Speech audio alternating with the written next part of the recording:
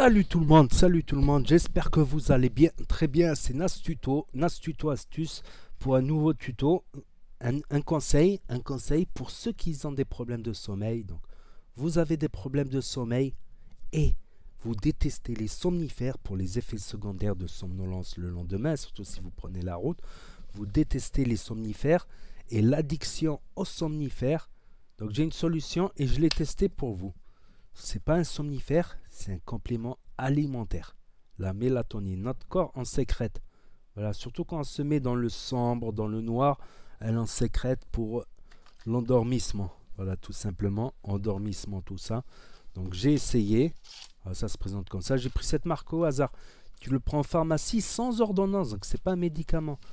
Attends, je regarde les contre-indications parce que j'ai dit sans somnolence, je ne vais pas dire de conneries.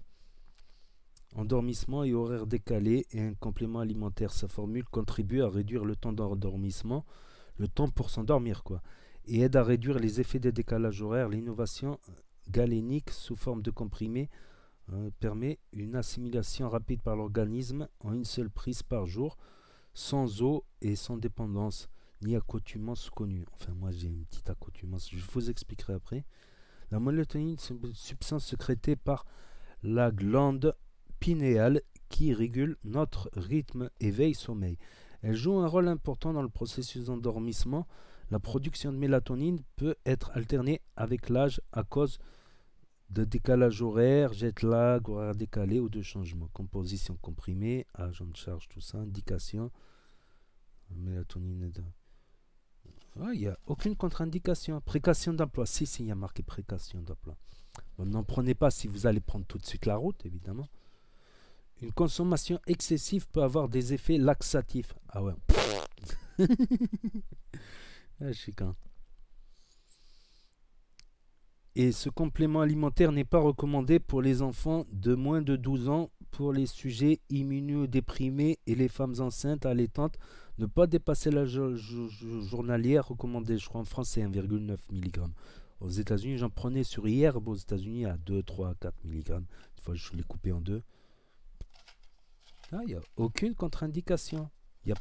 Moi, j'ai pas d'effet de somnolence. Après, dépendance.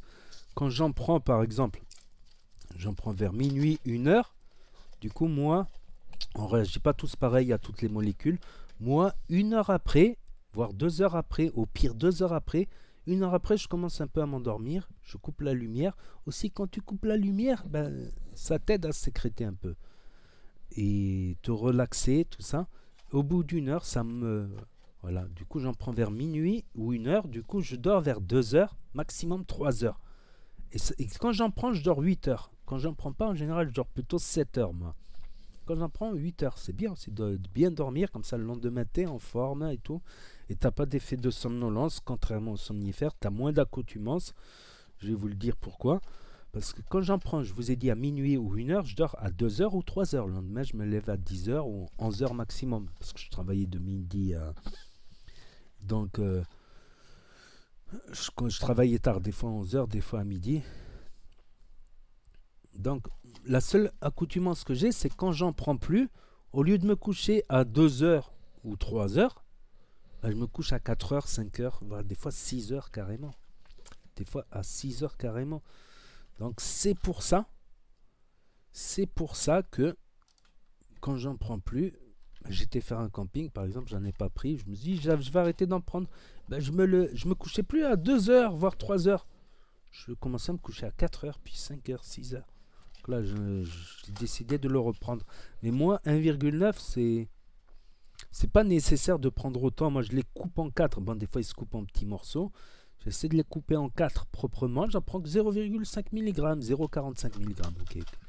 0,5 mg, ça me suffit. 1 heure ou 2 après, je dors. Faut se mettre aussi dans les bonnes conditions. Faut pas regarder un film d'action, un film d'horreur. Non, il faut regarder un reportage animalier, la vie asexuée des animaux et des fleurs. C'est plus calme, tu vois, les poissons, les petits reportages, Arte, tout ça. Les chaînes de reportage, c'est très bien. T'as là ça, tout ça, parce que ça t'aide aussi à t'endormir. C'est plusieurs facteurs, quoi. Et même pour arrêter le bédo, le pilon, le cannabis, je vais dire les herbes tropicales. Parce que souvent, quand on arrête le poro, le bédo, ben, on a du mal à dormir le soir. Donc ça, si ça peut t'aider à endormir, voilà, après quand tu prends l'habitude de plus fumer, ben ça peut aider aussi là-dedans. C'est incroyable quand même. C'est incroyable. Je vais en parler sur Nasvap justement contre les addictions. Donc voilà. Si vous en prenez, vous pouvez vous coucher plus tôt, mais comme j'ai dit, dès que vous arrêtez, votre sommeil il se décale. Voilà, tout simplement, excusez-moi, j'ai la minerve parce que je me suis fait mal un peu au cervical. Donc voilà, c'était une vidéo tutoriel test, plutôt une vidéo test pour vous dire mon avis sur la mélatonine. Bon, Valdispert, mais ça peut être n'importe quelle marque, c'est sans ordonnance. Franchement, ça marche et ça aide. Voilà. C'est mieux de se passer de rien, mais de tout, mais voilà, tout simplement. Donc n'hésitez pas à me dire ce que vous en pensez dans les commentaires, à mettre un pouce bleu, à vous abonner, à cliquer sur la cloche et je vous dis à bientôt les amis les potos pour de nouvelles vidéos. Merci d'avoir regardé, c'était Nas Tuto, chose promis sur les tutos.